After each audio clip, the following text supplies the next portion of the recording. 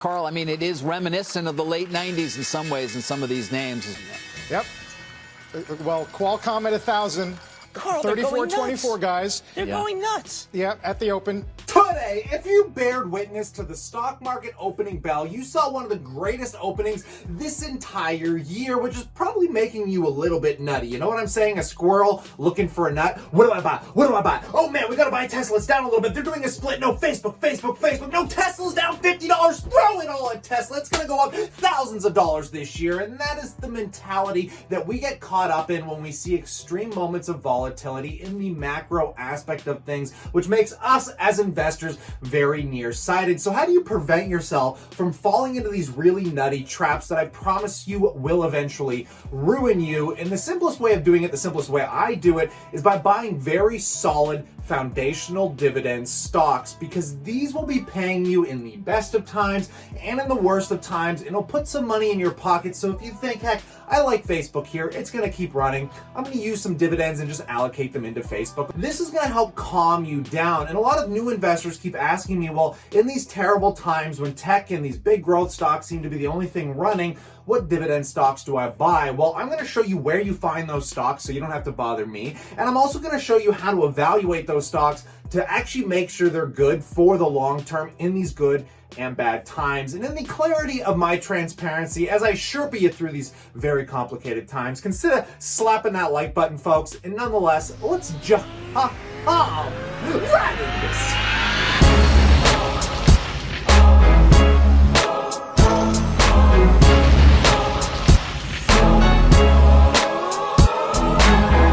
Welcome back, my passive income investors alike, to one of the most important things you will ever do for your stock portfolio, and you will be thanking yourself years down the road. I promise you, if you start buying into some really good foundational dividend stocks to build yourself what they call a blue chip portfolio that can sustain you through the good and the bad times, so you can take on riskier bets without absolutely losing your marbles. Because let's be real, if you're just a brand new investor and you threw all your money at Tesla right now, are you going to be sleeping comfortably at night?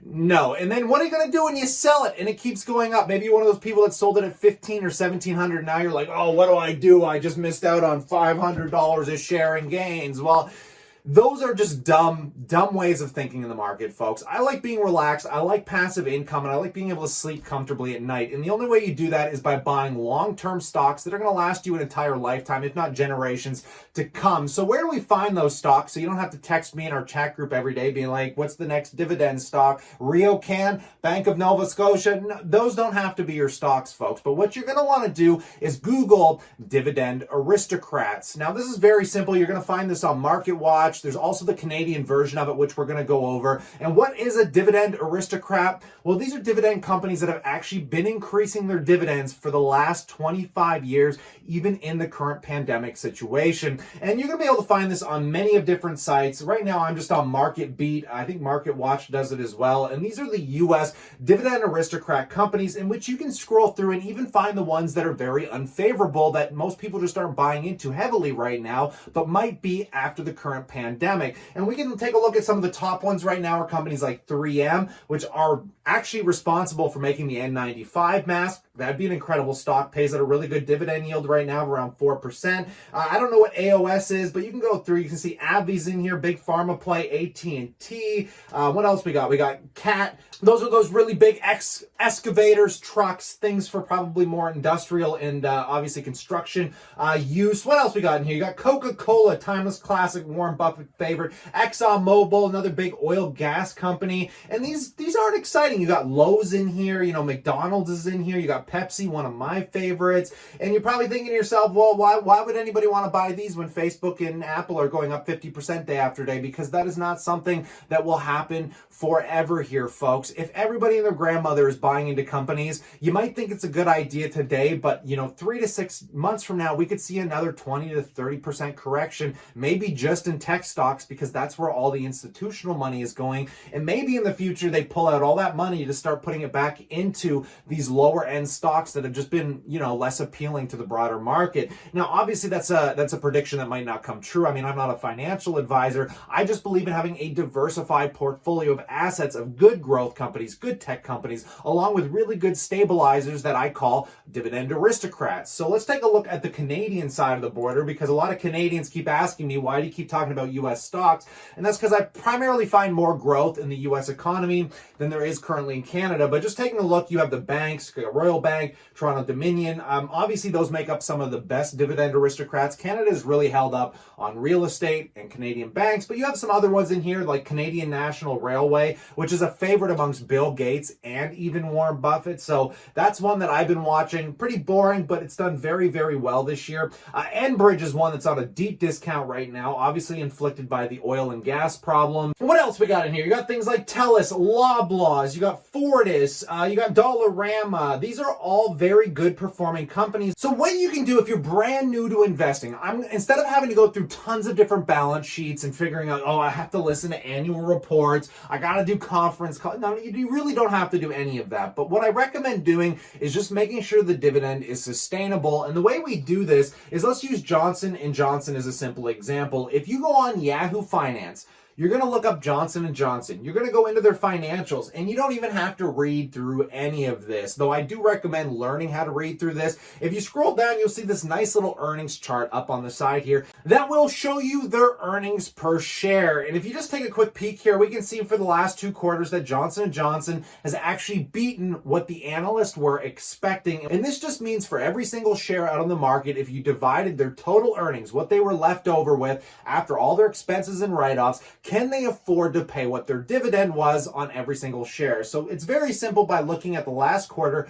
Q2 of 2020, Johnson & Johnson had $1.67 for earnings. So if we go into Johnson & Johnson's dividend history, we can see for that same quarter, they paid out $1.01, in which they had plenty of room to have a bunch of capital left aside, so they could even continue increasing this dividend if they wanted to in the future. This shows you a really good cushion. So per share, Johnson & Johnson did $1.67 against their dividend they paid out, which was only $1.01, leaving them with about 66 cents of bleed room, again, per share outstanding. This is the simplest way to make sure your dividend stocks aren't going to implode anywhere near in the future. We can do this for a ton of stocks. Like we could talk about Realty Income, a really popular REIT right now that has been losing some of its earnings because obviously with LA Fitnesses, you got AMC Theaters all closing down. Those are part of this real estate investment trust companies that are going to be paying out their earnings. But even still, if you want to make sure you're protected, we can see that their last quarterly earnings were 31 cents per share. And if we take a look at their dividend, well, their dividend was only 23 cents per share. So they actually have about a 30% bleed room in case they lose a little bit more capital. So, I mean, this company clearly is going to be able to continue paying its dividend. It has continued to increase its dividend, in which we can see being a dividend aristocrat over the last, 20 years, it's always increased its dividend year after year, and they still have room to, even in this terrible pandemic. And if you go back and just take a look at Realty's chart, this is a company that you could say is on a major discount right now because it is still trading way down from its all-time highs. Yes, it does deserve to be trading down. It is getting hurt, but does it deserve to be trading down as much as it is, considering the earnings are still pretty good overall here, folks? Let's take a look at a few more, and then we're going to look on the Canadian side of the border. I really like Altria Group, these sin stocks right now, because in usually recessionary periods, more and more people are smoking. They're using nicotine products. They want more breaks. They want to relax, alleviate their stress. And we are seeing that in their current earnings report, as we've seen some of the best earnings come out of Altria that we've seen in a while. So they beat the last earnings expectations, in which they did $1.09 in income. And if we go again to the dividend, they're only paying out 86 cents, with still tons of bleed room left capable to them. And I mean, let's go take a look at some that aren't doing so well. Maybe just to give you guys an example of some of the worst ones. So we mentioned AMC Theater Holdings here. So let's just take a look, because, oh my God, obviously with anything to do with entertainment, we're talking about things like Wynn Resorts, just anything entertainment, Carnival Cruise, Delta Airlines. The reason that you want to avoid these stocks is, though you might think they're trading at a discount, and yeah, they might come back after the pandemic, I'm not teaching you guys how to swing trade. I'm not teaching how to day trade. I just want you to buy really good foundational stocks. And there's a good chance if they cut the dividend now, if the company does really bad in this pandemic, another 5 or 10 years from now, if we see another recession, these companies are going to get hit very hard as well. So these are the ones that I'm going to recommend you avoid. But we can see that they've been doing nothing but actually losing money quarter over quarter. Their last earnings, they actually lost $5.38. Lost, not even positive earnings. And if we go take a look at their dividend, in which I think they cut the dividend, I don't know, was this for the second quarter? It looks like they cut the dividend after the first quarterly earnings, in which they went from a dividend of 20 cents per share all the way down to 3 cents, and now we're probably sitting at 0 cents. These are just not companies you want to hold here, and it's very apparent just by looking at these very simple metrics. Now, some of the stocks that I really love right now that are on discount territory, talking about aristocrats in Canada, obviously the banks, and the reason I'm talking about the banks is because we have earnings coming up this week for all of them, in which I'm going to be very analytical, because if the banks don't post terrible earnings, they might be trading at really big discounts right now, because these are companies that aren't going anywhere. They've actually been increasing their dividends this year in the midst of this pandemic, even though things have been a little bit hesitant. I would be careful, but if you understand stocks to a deeper level than, let's say, a beginner, pay attention to those earnings. But let's just take a look. We can see TD as an example here had a last quarterly income of 85 cents per share. And if we take a look, they're paying out 79 cents per share. So they got about a 5-cent bleed room, but things are getting a little tight here, right? So we got to be a little careful. Let's use CM as an example here. CM has been doing fairly well, but on that last earnings report, they only had income of 94 cents, which gets a little scary because CM's last dividend was $1.46. Now, this could be related to many different factors because the Canadian Imperial Bank is largely exposed to real estate. So these are questions you're going to have to ask yourself, but these are like the weird things that will come up if you're using these very simple metrics, guys. I'm telling you, you don't have to be a genius to figure this out. You can literally just look at the EPS on Yahoo Finance and then go look at the dividends. And if something like this scares you, if you don't understand this enough, well, figure out why. You're going to have to do more homework or just steer clear of these stocks altogether and just focus on the ones that are still able to fully sustain their dividends and increase them here. And then finally, maybe we'll take a look at BNS, which is one of the better performing banks in this recession here. Taking a look at its last quarterly earnings, it beat analyst expectations. It did $1.04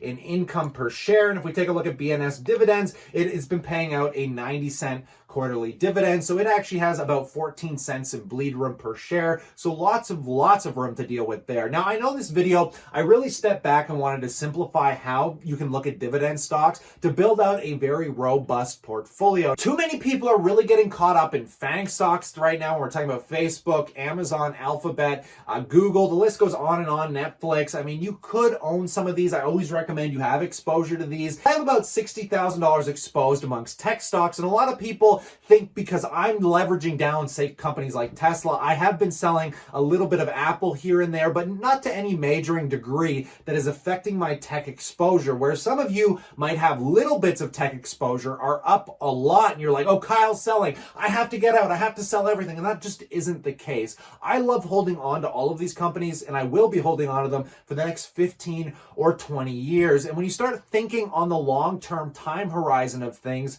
why does it matter that you have to be a squirrel looking for a nut, like you're losing something, like, oh my God, what do I buy? And so many people are getting caught up in the SPAC stocks right now with things like Shill that are up massively today, I think up 20 or 30%. But you have to remember, we're in very unusual time here. And even though bank stocks, even though some of these dividend aristocrats might not be that appealing today, I can promise you, if you're buying the unappealing stocks, the boring stocks that, are getting dinged a little bit because of this pandemic, but once we are on the other side of this, I'm promising you tech is going to be a lot less appealing because it's going to be very priced in. And all of the money that's going into tech is going to start shifting back into those dividend aristocrats that nobody really cares about. So you really got to keep yourself at a level head here, folks. Don't get too caught up in the insanity. And in the light of everything I shared today, I'd really appreciate it if you learned something, hit the like button. And I want to know what you think in that comment section below. I will reply to anything that you have. If you're a new investor, feel free to ask me some questions. If you're an experienced investor, is there anything that you could add to the community to find some really good, awesome stocks, and maybe even weigh in on how you should build out your tech or your growth exposure so you don't get caught up in the squirrel looking for the nut aspect of things. But stay cool,